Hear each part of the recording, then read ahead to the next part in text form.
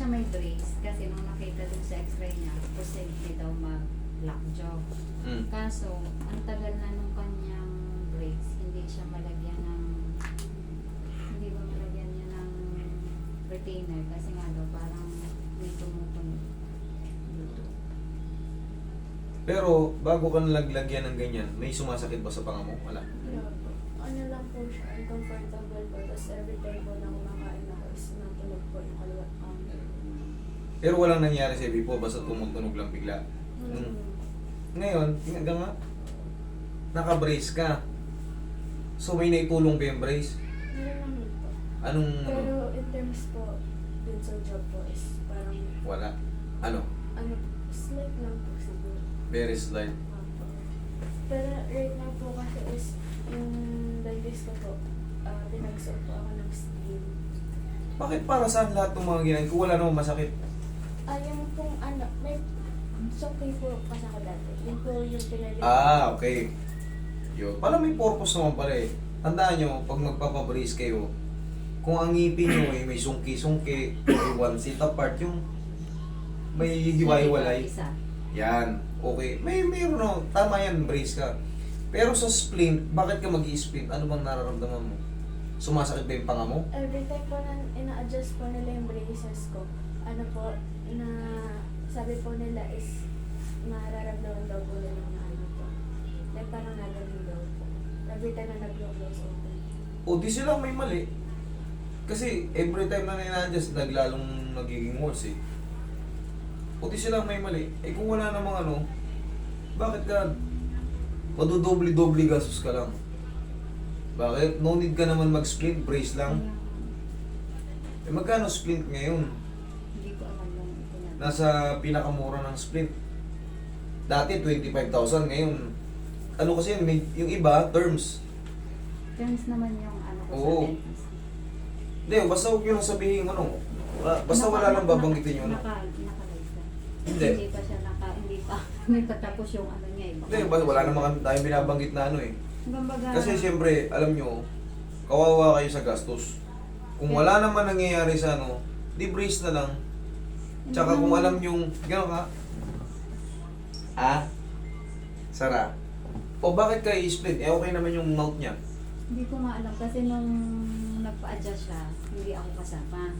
Pero nung, basta, ano, sabi nga nanay may nilagay sa videos niya. Eh sabi ko, tapos napanood ko nga yun. Ganito yan kasi ako galing din ako sa brace eh. Pag nag-brace ka, once na in-adjust yan, automatic lahat ng mga ano, kasi sisikipan ulit eh. Ang sakit ng mga ano, up and down nga yung brace ko eh. Up and down siya, tinanggal lang kasi parang nung minsan, kumain.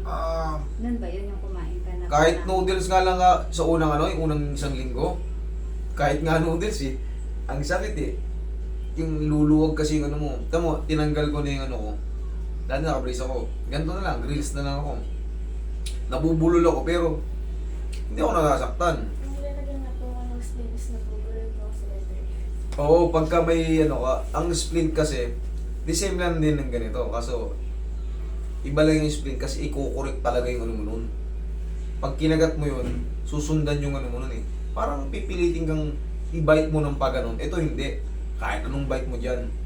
Ngayon, kung wala ka namang problema sa ano, dapat sila ang mag-adjust. Kasi wala ka namang problema, sila ang nag-adjust, normal lang yung mga, pero hindi ka na kailangang splintin. Hindi ako siya nagmamarunong pero gastos lang yan, maniwala ka. Kung walang problema yung lower jaw mo, yung ano mo, huwag mo nang... Hindi nga, kaya nga, kumbaga, kaya ko nga siya dinala dito.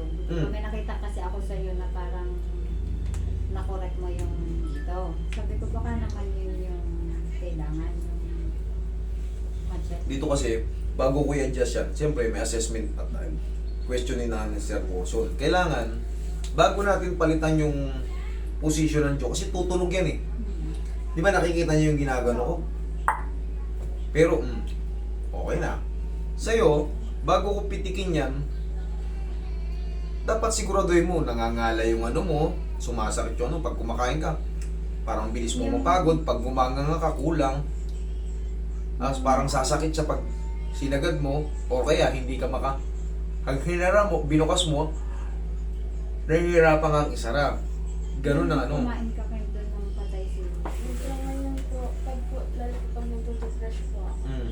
hindi ko po siya, dati po ng bata ako, kaya ko pa po siya yung malaki po yung ngayon po parang ganito lang po. Naapekto na sa ano, sa adjustment. Sa tutuusin, wala ka namang problema sa ano eh.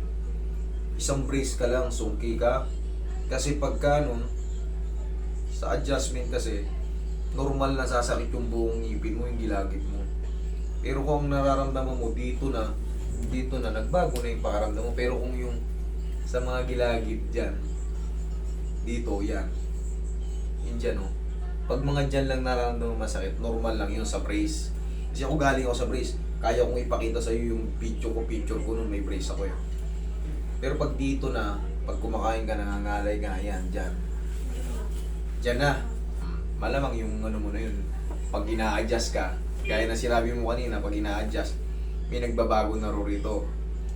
Sa tagal kasi natin, kunyari magpapalit tayo, tagal natin nakanganga. Ganun, no? Agad, minsan lalagyan pa tayo ng ano eh. Parang mouth guard. Insurance. Ano insurance? Yung sinanong Come on, hanapin mo yung isa pang resibo, hindi nagbayad na ako, hindi resibo. Oo, wala yung nakaraan. Oo, wala yung nakaraan. Okay. Kamu, ano ba yan? Parang saan ba yung insurance na yan? Parang wala namang patutunguhan yung insurance. Hindi ko alam. Tanungin mo, sabi mo, asan yung resibo, bakit? Dito naman, yung mga ganito mo, hindi naman sumasakit. Hindi pa naapektuhan. Ha? Hindi lang po. Di, hanggang saan lang yung masakit, ma'am? Ito lang. Yan dito? Yung cushion po, hindi masakit lang. Para po comfortable lang po. Ah, okay. Mas maganda kasi sabihin mo yung hindi siya totally masakit. Parang may ano lang, uncomfortable. Apo. Sige nga kang kalit. Okay, Sara? Dati ba nakakanga mo na maayos yan? Tapos Ngayon? pa po. May sigit ka, may sigit lang. Hanggang nga kalit. Tingnan mo, dapat yung nga natin. Kahit pa paano, yung penetration nito, bukang-buka. Sa kanya kasi, ayun, mo, walang kagana-gana. I-trend. Hindi, nakakaya ko naman siya, pero dapat pumutok yung Yun, yung parang nakalak. Kailangan kasi, very wide. dapat both sides pumutok para mga siya nakakaya. Pero pag hindi mapumutok, hindi kaya. O may diferensya na yung panga nito. Okay, dito ka ma'am. Dito ka. Yun pala ang problema. Kasi kailangan yan, di ba? O nga ka sir. Sa'yo. Kailangan ito, nabibinat. O tingnan mo yung nga ulit. Nga. Yan, tingnan mo. Parang walang gana. Walang... Eh paano pag pinakain ka ng burger, biglang kita ng double patties burger, baka di mo makain. Sige. May problema na yung John ito. Okay nga. Sara? Kaya pala pinag-i-splint ka para pumunig yung ano. Pero sayang yun eh, ma'am. Hindi sa ano, sana maunawaan mo na ayaw lang kitang pagastusin. Baka kaya ko na to eh. Kaya nga dinala ko dito. Hindi na pa naiga ko sa Sige. Nga ulit, isa pa. Sara? Okay, sige. Nga malaki. Nga daan-daan, Sara. Sara. Yun, Sara. Okay. One more time. Nga malaki. Daan-daan, Sara. Sara. Yun. Thank you.